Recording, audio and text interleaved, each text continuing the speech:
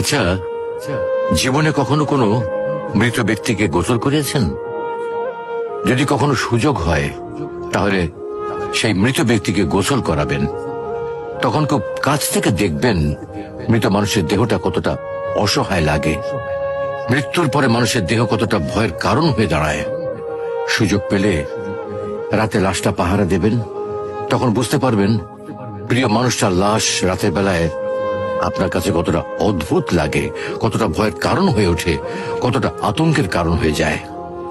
সুযোগ পেলে মৃত ব্যক্তির শরীরে একটু হাত লাগিয়ে কিছুক্ষণ তার স্পর্শ নেবেন।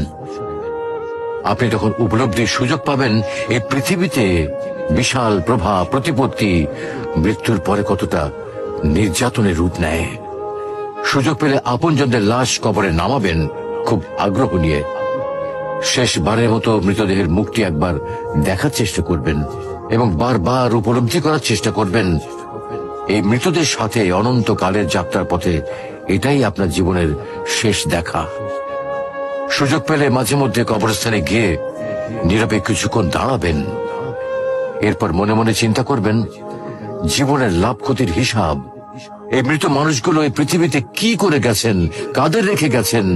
যাদের রেখে গেছেন তারা কি কখনো এই মৃত মানুষগুলোকে স্মরণ করার জন্য কবরস্থানের আশেপাশে একটি বারের জনকে দেখতে আসে? আমাদের জীবনটা বড় অদ্ভুত, বৈচিত্র্যময়। আমরা এর জন্য ওর জন্য, ধন সম্পদের জন্য, ঐশ্বর্যের জন্য, বাড়ি গাড়ি টাকা পয়সার জন্য কত মায়া দেখাই, আগ্রহ দেখাই, আরো চাই আরো চাই আমাদের। অথচ এই জীবনে আমরা মৃত্যুর কথা না ভেবে, পরকালের জবাবদিহির কথা না ভেবে কিভাবে আরো সম্পদ অর্জন করতে পারে সেই চিন্তায় বিভোর থাকি। হায় রে জীবন, এখনো সময় আছে, ফিরে আসুন মহান রবের দিকে।